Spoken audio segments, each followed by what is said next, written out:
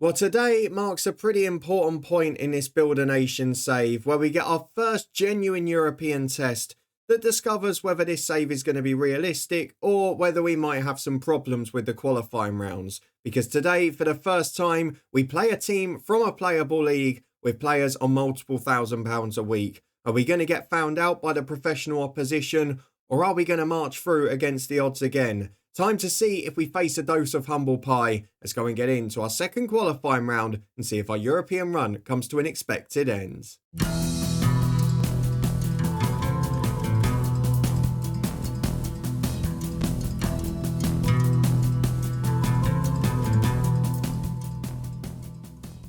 Yes, hello and welcome along to part 22 of this FM26 Build a Nation story, a Rhyl rebuild with me, Daniel. We are back today for the first of two legs against Valur of the Icelandic Premier Division, a side that are during their season now, that have got quality and well-paid players throughout their team and a professional status too. After our second leg defeat against Drita following that bonkers first leg one, I'm a little more optimistic that we will face the expected problems today. If you're looking forward to finding out if we do, then please do put a thumbs up on the video. As you can see from the top of the screen, things not going quite so well for TNS, the other Welsh side still in Europe. A big injury and a big suspension in midfield as they lost 4-0 in the first leg against Karabag, but they still then only need to win one of their next two games to get into the European group stages, having beaten Coleraine. So we're going to see how we get on today. We'll keep an eye on what they do and who they draw in the next round. But for us, the most important thing is what happens against Valur. Can we find a way to get through to the third qualifier? Or will we face a playable side that are just quality? We had a look at their goalkeeper as an example at the end of the last video. £3,000 a week he's on. He's an experienced Dane who's played European football for them for years. Is he going to help them through? Well, we know we've got a few players to help us out, and we mentioned them briefly in the last episode, but the three players that we bought in during that between the two legs have now been registered for this one. So Owen Calder is available as a left back. We've also got Richard Farke available as a centre half, who both of those have much better, more determined personalities. And then 18-year-old Zach Brennan has replaced a couple of departures because to fit them into the squad, we've had to release the ones that were out of contract and hanging about. So Rhys Davies has left, Calder replaces him in the squad, and Rob Howard has had to go to make room for Zach Brennan, who, of course, played in both legs of the last game, but he's served his time. He wanted to double his wage, and it's just not acceptable for someone of that level. So it's a bit more of a youthful look, but we're not going to throw them all straight in. You all know how I work here by now. We make gradual changes, we try and keep things stable. And even though we've got a few possible ongoing recruitment targets that would elevate us to the next level, and we may end up doing more transfer work than I planned, I'm not going to rush how we get people into the first team. So with that in mind, let's go and get through to the first of the two legs today and just hope that this is a competitive tie, because it really should be against a strong Valur team. And if anything, it becomes uncompetitive the other way. You can see now that Lewis Hunter and Seb Bolton at the two ends of the pitch are officially the weakest players in the team. However, both of them have delivered good performances so far. In between them, we've got the same back four with Muscat, Ali, Fisher and Stanley, meaning that both of the new boys, Calder and Farke, are both on the bench for this one. In midfield, though, we have got a debutant. Harry Dakin is joined by Zach Brennan, who has come in and is now going to be our starting holding mid, with Petri, O'Neill and Lafondra behind Seb Bolton up front. We've still got Hamza Ahmed on the bench, Noah Daly still involved as well, and of course a few of the other boys you know as well. But we're a little bit light in midfield with Howard going. We're still not quite up to full speed, particularly in those midfield areas, and that might be the one that costs us today. Let's go and get into it. At home to Icelandic side Valur, professional, playable league, big earning goalkeeper. Surely they're going to be a bigger challenge. Let's go and find out if they are. Well, here we are, and this is something that I'm noticing this season. We've seen it in Wales a lot when we've been playing the games, and here. High squad numbers. I don't know why they're all neglecting, like, the first 20 squad numbers. It must be something. Maybe it's young players coming through, I don't know. But still, we've seen it in Wales, and now we're seeing it in Europe, and it's been the same across the board. They have got the number one, the big earner as the skipper between the sticks, though, and Leifson is a player we've got to watch out for who's high quality. So let's go and see what we can do in the first half. Nobody's expecting anything from us today. Go and play without pressure, boys. Enjoy yourself into the first half. Please let them be competitive, because this would really be a downer if we get through easily. We're back with a minute on the clock, and it is Rhyl 1879 in possession as we work down the left-hand side to Lafondra. Dakin plays a 1-2 with him, and we give it away. Now will we be vulnerable to the counter-attack? Starts to look that way. Aronson looks right because Leifson was there, but Huggerson's run off the back of Ali. Into the box, turns his man, gets the shot away, and it's a good save from Hunter. Really threatening stuff from the visitors. We're already seeing they're going to be more of a handful, and they have the first big chance of the match. It stays 0-0 though, thanks to our keeper. And we are back on the left-hand side 5 minutes later. Almost the complete opposite of what we saw against Rita, where they were dominating the ball and then we hit them on the counter. They're sort of forcing the opposite as they head away again from a ball forward, and now they can break at speed, and it's Huggerson again. To the right, he's got Leifson, the man we were warned to close down. No one can get near him, though. The shot's not great, but they're a threat. They're a real handful on the counter-attack. We're going to have to be careful in this one as Hunter gets the ball downfield, gives it straight away, and we're under immediate pressure. All Valur so far, and they've got a throw-in down by the corner flag as Robertson gets into the box, beats his man, chips up to the back stick, and Leifson heads just over.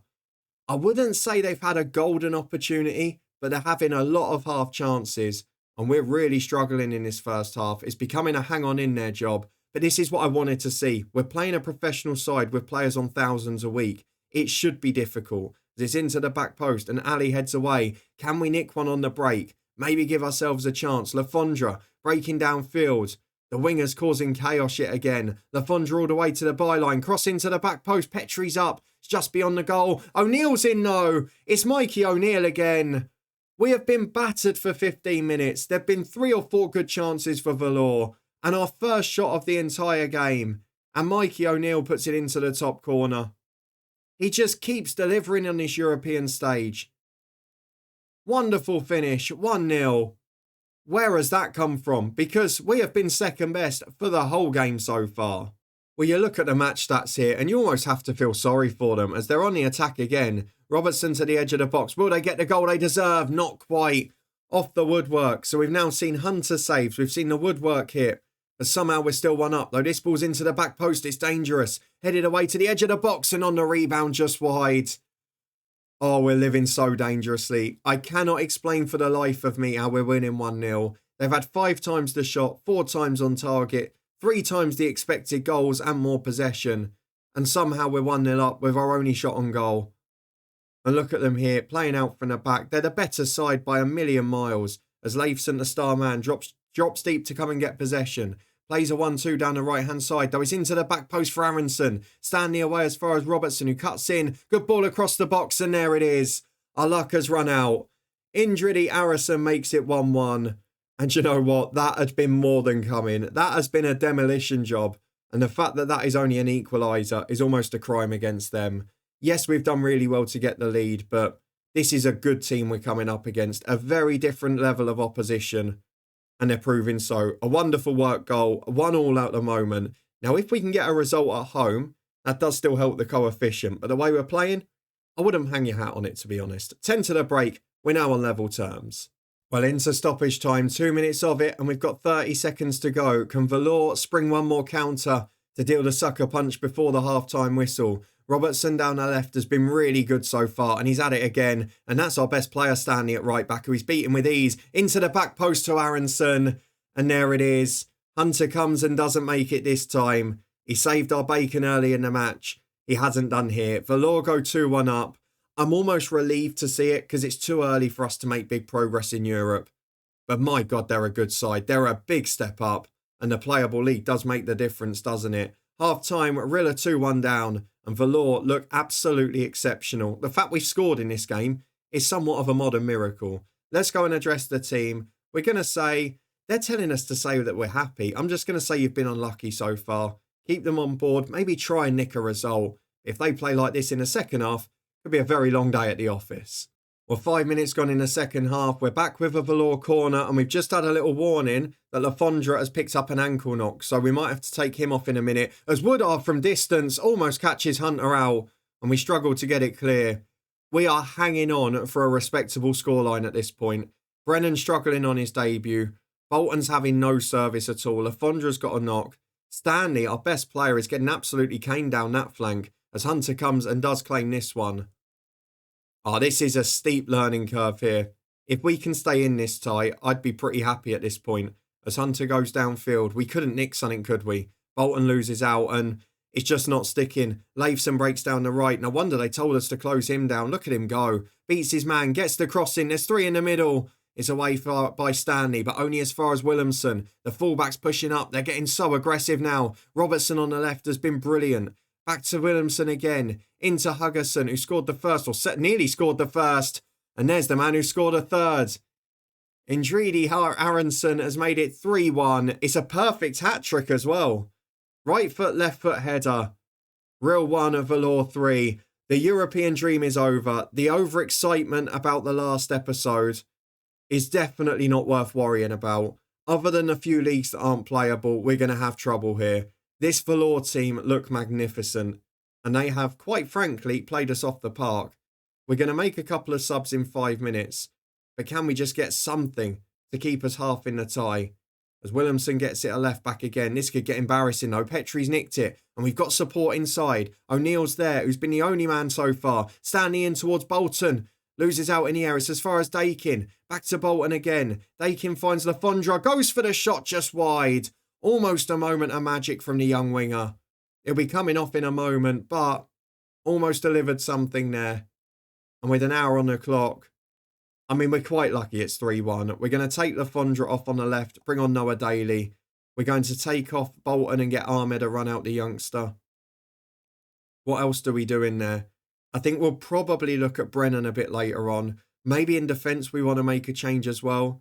Do I throw Bissix, the youngster, on? Maybe get him experience? Do I put the new boys on? I don't know what approach to take at the moment. Maybe I could play them in the second leg if we're going out anyway. I'm going to give it 10 more minutes. I don't want to go changing the back four at this point. Because for now, it's far too easy for them. We've got to be careful. Well, 15 to go. I was about to bring the other defenders on for their debut, but Dakin has got a corner. Can we get back into this tie somehow? We almost do. Fisher forces a good save. Daly's got time to turn. Goes back to Ahmed. Finds Fisher. Support inside. Stanley's there. Finds Dakin. On his left. Great save by the keeper. The offside flag goes up, but that's what we were waiting for there. A little bit of magic individually. And now, with 14 to go, we can make those changes. Now, I know that it's only a quarter of an hour, but it feels important to get those debuts done, to get them settled in. So called up will replace Muscat. Fisher's frustrated, but Ali's playing worse, so I'm going to bring on his future replacement in Farkey. And they, to be fair, they are improving our team. And then in midfield, do I give Dakin a little breather? Do I put Brennan out of his misery? I mean, I've got Bissix there, but he's not going to come on for this one. He can feature in the second leg. Incidentally, his quickness is going up again. The only midfielders I've got are Scott, who is an academy youngster. I've got Parry, who's a number 10. And then I've got Bronny Phillips. So it might have to be him. He's not played for ages. Let's get Bronny Phillips on for Dakin. We're just going to protect them now. I'm going to switch Brennan over to the box-to-box, I think. Although his finishing's 1. Not that Bronny Phillips is much better. The better attacking attributes are Brennan's. So we're going to go for it. They're the 5 changes made. This has been really one-sided. We've been slightly better the last 10 minutes, but are they taking their foot off the gas? Are they sitting on the lead, waiting for the second leg, trusting themselves at home? We'll find out as Daly goes to Brennan. If we score 1 at least, we can call it a competitive game as Petrie has got support to his left. Play short to Bronny Phillips, and now Brennan. This does highlight the weakness in the squad, though, as Daly's in, across the box to Petrie, and there's a goal. Really well worked as well. Some wonderful football, actually. And it's 3-2. Now, from a coefficient point of view, I know it would be incredibly unjust, but imagine we nicked a draw out of this game. That would be something else. Daly across the box. It just misses Ahmed, but Petrie's in, and obviously he's someone who we may be forced to let go soon. He said he's going to leave at the end of his contract. Are we going to be able to get a bit of money for him? Maybe a sell-on clause that will make it a worthwhile deal now. With 90 gone, Valur are 3-2 up. But we've got a corner. We've been battered all game. Imagine we nick something out of this.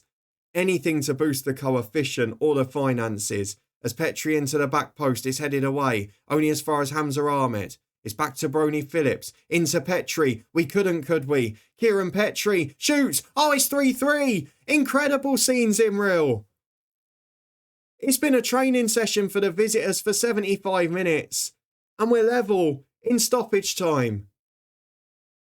3-3 against Valur. And although if they play like they did in the second leg, they're going to play us off the park again. The fact that we've got ourselves something for the coefficient out of this tie is incredible. How on earth are we level? They'll be furious. They have battered us from start to finish of this match. It has been so one-sided. And now they're chasing a winner in the 91st minute. Did they sit back a bit too early? Did they get complacent? I don't know. But how have we got something out of this game? We have been completely outclassed. Noah Daly's made a big difference. I might start him next week. There's 3 minutes of stoppage time to go. It's a crazy game. They're chasing a winner. They've committed players forward. And we might get a winner here. O'Neill's through from Hamza Ahmed. And it deflects into the arms of the keeper. What is happening in the European qualifiers this year? We lost 5-4 at home to Drita in the second leg last time. And now here it's 3-3 in a game we've been outclassed. And if anything, Daniel Brony-Phillips has made the difference. It's an incredible game. We somehow get a draw. And I've got to say to the lads, I'm proud. I mean, we're nowhere near the class of them. They played us off the park for the most part. But what a result. Something for the coefficient. And I guess at least a half chance going away in Europe now. Let's go ahead to next week and see what happens in Iceland. But that was on the crazier side of my FM experiences. Well, here we go. It's fitness test time the following Thursday. And remarkably, we are still somewhat in this Europa League tie, despite the fact, or Europa Conference tie, sorry, despite the fact that we were 3-1 down and getting hammered against Valur. We have also got a lot of transfer news, which is mostly players rejecting us to go to English non-league teams. But we have got 3 that have pre-agreed that we can delay for a week. So we're going to see which of those we can add in, depending on our situation next week and how big a squad we need. Because that will determine whether I go for a ready-made loan player or maybe a young midfielder who could be a future star. That's what we're going to decide between. For now, though, let's go and have a look very quickly at something I haven't seen yet, which is what TNS did in their second leg. Now, hopefully, they didn't get battered too heavily. They played against Karabakh. Oh, they drew 1-1 at home. That's a really good effort. And they're now into the third round, and they have got a really interesting game as well, because they now face KI of the Faroe Islands, who have been making quite some shockwaves in recent years in real life. But that is potentially a winnable tie, and even if not, they get a second bite of the cherry. Remember, win that or the next one, TNS are in the group stages, which with this fixture scheduling, I genuinely don't know how they cope with. But we'll cross that bridge when we come to it. Let's go and focus on our Thursday night football. We head away to Iceland after a 3-3 draw in the first leg. And I would expect this to become pretty difficult for us. We got outplayed. We were the second best on the pitch. And due to the lack of physical conditioning, I am going to have to stick with basically what we did last week. I know the young defenders came off the bench and did well, but we've got a League Cup game on Sunday. So anyone who's not fit can come in and play 90. We're going to be making at least 8 or 9 subs for that. The only thing I am tempted to do is drop Lafondra out for Daly, because Lafondra had a knock after that last match where he came off and was only fit a day or 2 ago. Daly did really well off the bench. And Brony-Phillips is a temptation as well. He's wanted now. We'll play him on Sunday. We're going to stick with this today. So Noah Daly in for the slightly injured Lafondra. The only change we're going to make. We go away to Iceland. It's 3-3 on aggregate. Remarkably, after our first leg performance. Now, can we produce a shock in Iceland, or will we be played off the park yet again? Well, I'm not sure if it's exact, but it's pretty much the same team. Although, hang on, where's the striker? Oh, he's there, Aronson. Leifson's in there, Woodard's in there. Who's the man who caused trouble last time? Oh, Robertson's on the bench, the man who caused chaos in the first leg on the left. They've still got the keeper as the skipper in, but a couple of changes from them. Of course, they've got to worry about domestic football too. But our next game's a League Cup tie, so I'm not going to worry too much. Nobody's expecting anything. Go out as underdogs again. Just play a little bit better than the first leg if you can, because we were completely outclassed. Let's see if the same happens here. Oh, now I've just noticed something that happened against the first leg opponents as well, or the first qualifier, sorry, Drita, where at home they were much easier to beat because they went in this aggressive 4-4-2, and it's exactly what Valur have done, despite being a higher level opposition. So this could go either way now. I'm a little bit concerned as Woodard gets it on the right. Seems a similar pattern so far. The host dominating the ball and the territory. As out they get it on the left with Williamson. This time a different winger. Aronson drifts wide. In fact, no, he was the goal scorer, the hat-trick hero up front. He's on the left wing now. He still gets in though. And this time he sets up the replacement striker. But thankfully for us, He's just offside. With 6 minutes gone, the goal's disallowed, and it's still all square on aggregate, very much against the run of play again. And here we are with just under 10 on the clock. Free kick on the left-hand side. Willemsen to deliver. Into the back post. Hunter punches well. And O'Neill hooks clear, but we've not got much up there. Jaffetson finds his teammate. And again, they've got all of their players in our side of the pitch. It's long forward. Oh, it's poor from Fisher. Misjudgment between Hunter and Fisher. And it's nodded in with ease. Stein Bjornsson punishes us for indecision at the back. It's a simple ball over the top. And to be honest, Fisher's done really well since he's come in, but that does not cover him in glory. Gets caught out. Hunter's in no man's land. And it's a very similar start to the first leg. All we're seeing is Valur highlights, and this time they go 1-0 up rather than us. We're past the 15-minute mark, and it's exactly the same pattern of play again. The hosts are dominant, and we're just trying to cling on. Though we've given it away. Petri's nicked it for Bolton, and we can break, though Brennan's lost it again. Not quite up to match sharpness yet. Aronson, the first leg hero. Taking on his man, look at the footwork. Up to Huggerson, into Stein Bjornsson again. And Lewis Hunter is to the rescue. It's a corner kick. It's a brilliant save. But it's all Valur again. And look, no matter what happens result-wise, even if we somehow find a way through here, I think we're seeing that this is not like previous years where you came up against sides in these sort of lesser nations that were still better than yours, but not dominant.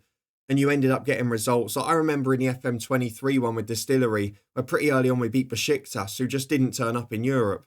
It's not going to be like that. And that gives me a lot of optimism, actually. As O'Neill picks the ball up, plays downfield, intercepted. Look at them go again. Jaffetson with a big ball down the right. Huggerson's got support in the middle. We're not marking well, but we force them wide. Leifson cuts in from the right. Starman finds Huggerson into Stein Bjornsson. And surely, even after what happened in the first leg, this is our European dream over. We've got through one leg. We've got the bank balance up to the positives. I keep saying leg. We've got through one qualifying rounds. But this is a proper humbling. Valur go 2-0 up. They're playing us off the park again. They're dominant. They're in control. And they look absolutely fabulous as they're playing out from the back again. 10 to half time. 5-3 on aggregate. A good experience for these boys, but a long way to go. The hopes rest on TNS for the nation again as Leifson finds Huggerson. Support down the right. Plays it. It's fine Bjarnsson. He's got the option in the middle. A man on a hat-trick again. And now Aronson arriving too. It's off the line. It's a brilliant challenge from Stanley. And then Brennan might have given away a penalty. Referee gives nothing there, which really surprises me. And Petri can try and break down the right. Big ball over to Bolton. Is he onside? He's not. The flag's going to go up. As soon as you can see the assistant has stopped, you know. It wasn't on target anyway. Doesn't matter. 5 to the break. We're having a few chances now at least, but still domination from the home team. Well, there we go at the break. A mix of... It's a weird episode, this, because it's sort of a mix of relief of seeing the AI doing what they should be, but then also of disappointment of knowing that our European dream's over. But again, at 2-0 here, we've told the boys they're doing well and they're happy, which shows the gulf between these sides. And that draw at home might end up being a bonus coefficient in the future, rather than anything we've got to worry about now. We'll try and get those two new boys on again, but with the game we've got on Sunday, I'm not going to be too steadfast about who comes on and when. This is more just about experiences now. We're approaching the hour mark. Stanley's on a yellow. Maybe key to our chances today. Mikey O'Neill's had a stinker, which is not normally what we say at this stage. So I think with 63 gone, we're going to make some changes. We're definitely going to take O'Neill off. It's whether we bring on Scott or Parry, but Parry's still got the bigger potential.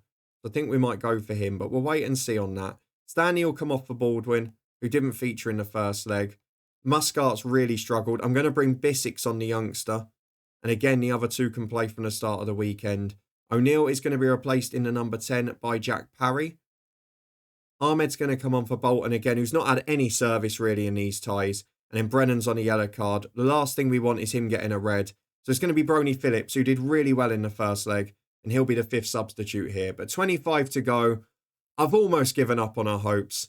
We've got a brief sniff, I guess, at 2-0 down, but we've not looked likely at any point in this tie. And bar 10 minutes of magic from Petri in the first leg, this would have been an absolute hammering on aggregate. 15 to go. We're in possession with Bissix. Can we deliver the late show again? You never know. Bissix goes long. Headed away well. Dakin can't get there. Or yes, he can. They stopped pressing. Again, they seem to have stopped pressing us a little bit here. I wonder if that's something they do late in the game. Trying to control it. Trying to just see it out, if you like. As they missed it at the back, it's Petri again. Oh, he's missed this time. Kieran Petrie almost had the chance to be a hero yet again. That is the first real sniff we've had in this entire leg. We've barely seen anything in that half of the pitch, but Petrie had a good opportunity there.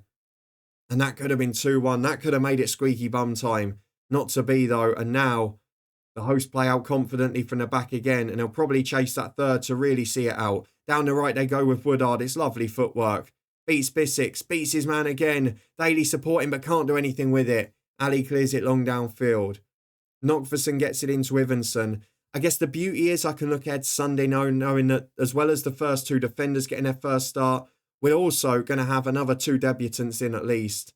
It really is looking like a positive sign for the future. But we're weathering the storm. We've been completely outplayed again. And Valur are thoroughly deserving of their place in the next round. We don't begrudge them that. We've competed well. We've hung in there. And we've still created odd chances. Not tonight. It's a 2-0 defeat, I think. But is it going to get worse? Let's try and keep it respectable. Ivenson with a throw on the right to Jaffetson. Plays the 1-2. They'll look for the cross. There's plenty in there. Hunter comes, doesn't make it. And Huggerson heads in for 3-0. That sort of gap is probably more reflective of what we've seen in this tie overall. 6-3 feels a fair scoreline. Apart from us getting 3, of course. But it does feel fair. There's been 3 goals between us, let's be honest. And there's part of me that is relieved about that. I do worry if TNS reach the group stages, what they're going to be able to do domestically, because surely they'll be playing every 2 days.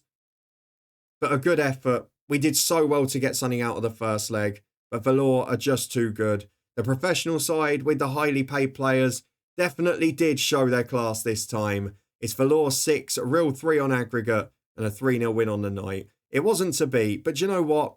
We gave it a go, and we really performed at home. It was an exciting moment, but we are out of Europe, and our first ever experience lasts just 2 matches. Still money in the bank. Wow! Where did we get 300 grand from? 86 for playing in it.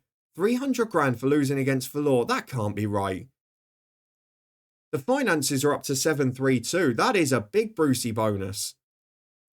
And that will make a difference to the future. As you know, if you've been a regular on this channel for years, I'm not going to go mad with players or anything like that. We're going to keep building on the pitch gradually. If we can save and improve that youth recruitment, get an extra coaching member, get the youth facilities up in the future, that is a massive bonus for us. Brilliant stuff from Rhyl 1879. But now our European run is over. So when are we going to be back? Well, I think the answer's pretty clear, to be honest, because our 4th game of the season and our 3rd league match is against TNS, who may be between 2 European qualifiers again there. So we are going to come back to face TNS on the 22nd of August. We'll show one of the games either side of it. Maybe Newtown and Deadline Day, just to see if there's any players that are moving on, because I expect there to be a few bits of transfer news between now and then. But TNS, the first of what you would expect to be a few title deciders this year, takes place in a few weeks' time. Hopefully they've guaranteed group stage football by then. But one team that won't be is us.